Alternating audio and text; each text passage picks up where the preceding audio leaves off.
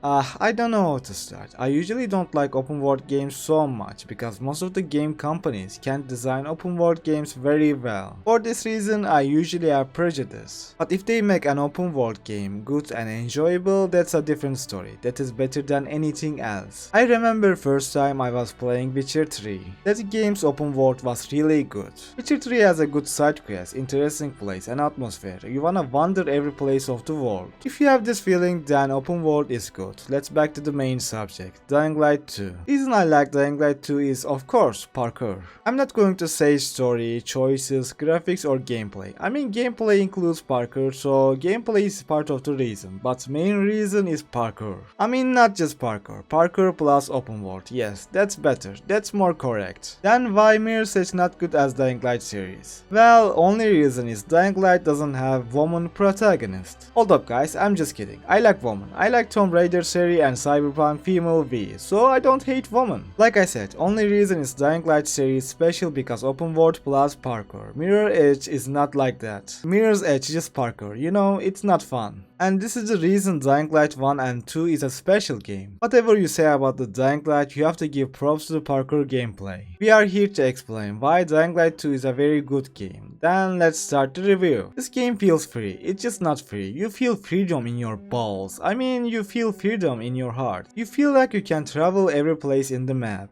In many games this is impossible. Even in GTA 5 you can go everywhere. You can only travel surface. You can go vertical actually. In many games you can't do it. So this makes Dying Light special and unique. I like that you can climb everywhere. Parkour mechanics feels really good. I played Dying Light 1 too and I like the parkour mechanics in there too. So parkour didn't surprise me for the second game. I was expecting parkour will be good in Dying Light 2. And I didn't disappoint. Everything was good. I liked the map, I liked the animations, I liked the parkour mechanics and parkour tools too. I wanna say parkour more advanced in Dying Light 2 compared to Dying Light 1. But Dying Light 1 has its own special parkour stuff. I wanna say parkour more advanced in Dying Light 2 compared to Dying Light 1. But Dying Light 1 has its own special parkour stuff. But if you ask me, Dying Light 1's night chase way more fun than Dying Light 2 night chase. I need to make this clear. I think reason is simple. Dying Light 1's night chase way more scary and harder. That's why I am always panicking when this horny for my blood guy chasing me. Well, what can I say? I like little challenge. Don't get me wrong, Dying Light 2 night chase is good too, but it's nowhere near Dying Light 1's night chase. It's just so easy. In 2 you can just fly, Aiden can run faster, Aiden can climb faster, too many safe houses. I mean, it's just so easy. There is no challenge. But I need to say they improved almost anything. They improved parkour, animation, fights, hit feeling, upgrade system, parkour upgrade map, they upgraded almost anything. Animation looks so smooth in Dying Light 2. Either it's finishing animation, either it's parkour animation, either it's fighting animation, everything looks on point. And I have to say, I like finishing animation. It looks little brutal, but a game like Dying Light 2, it fits perfect. I just don't like parkour itself. I like the parkour and map design together. Map is really well designed for parkour. You can use many things for making parkour better. And I like this kind of things. I have never experienced this in any other game. I overall like the parkour mechanics, but I had to say I don't like the parachute. I like it when I need to travel, it really helps. But when you're in a night chase, it makes night chase so easy. People like night chase because it's challenging, but with this it's easy as fighting 39-year-old child. There is no challenge in it. You know what I am saying, but overall parkour and map design really entertaining. It can be better, but as it is right now, I am enjoying it. Let's talk about fighting. I like fighting in Dying Light 2. I think it's better than Dying Light 1. Feeling is better, animations are better, options are more. So overall fighting better than Dying Light 1. It's not so entertaining. I enjoyed it, I like it, and I didn't get bored of fighting with enemies as well. But it's not that much satisfying, it's not that much fun. I played quite a bit action games, Batman, Mad Max and God of War. These games' action is better than Dying Light 2's action. Maybe you say these are the third person action games, that's why they are better. Okay then look, this one is better action game than Dying Light 1 as well as Dark Messiah. These games are old compared to Dying Light 2, but they are more enjoyable than Dying Light 2's action. I'm not 100% sure why Dying Light 2's action not better than these two games. I have a few reasons. I like this game offers you more and different action, which is true. Core gameplay is more fun. I can say that too. When I say like this, it sounds like Dying Light 2's action is bad. But I like the action. I like dodging mechanics. I like to drop kick enemies. I like to use stunned enemies to attack other enemy. I like finishing enemies. Everything is good. I enjoy the fighting part. There's nothing bad I can say. But it's not top tier action game like I can't. Maybe core game mechanic is not that fun. They need to add more stuff for fighting mechanics. Maybe using two weapons at the same time, able to make a combo with weapons, stuff like that will be fun. There's only two attack with weapon you have, charge attack and normal attack, which is enough, but I believe it could be way better. I like the fact that you can use throwable stuff in fights, but it's not helpful and it's not fun mechanic, but I like the idea though. If they improve this mechanic, if they do it more effective in fight, it will be more enjoyable. But as it is right now, it's acceptable. Everything is fine, but it could be better. Okay, let's talk about game diversity. Well, game is diverse, but not that much. If we talk about enemy diversity, it's not that much diverse. I wanna say it's enough diverse, not too bad, not too fancy. If we talk about human enemies, I believe there's a 3 different enemy types. First one is standard one. You can kill them easily, but when they have a number advantage, it's good to be a little careful. It's good to fight against them. Basic combat will do the job. When you fight with them, you can stun one of them and you can use him attack the others, and this is interesting fighting mechanic. I like it. Standard human enemies are fun, but nothing special. But big guys are the real deal, not because they are hard to kill or challenges you, it's just they are different from others. So you need to approach differently to them. They have a strong attack. Their one attack can put you on the ground. Firstly, you need to escape from their attack, and you need to hit and escape again. They are not so special too, but at least they change the gameplay. That's why diversity is good in this kind of games. And lastly, ball guys. They are making the gameplay diverse, yes, but they are pretty annoying. I wanna drop kick them so bad. Human enemies are fun to fight with them, but don't expect too much. Zombies are fun to fight too, but gameplay feels very repetitive. You kill zombies and you kill more zombies. Sure, there are different types of zombies and this is good. It makes gameplay different. For example, near transport zombies are fast and they can chase you and they can dodge your attack. Bombers are just assholes. Annoying as hell. I hate this kind of zombies. And they are vomiters. I hate these zombies too. All they do annoy you. While you are fighting with other zombies, they are trying to give you vomit baths. Then we have a big guy. They are a little different than others. At least you can feel like you need to do something different to kill these guys. Overall, game diversity is good. I can't bad things, but overall it's enough diversity for Dying Light 2.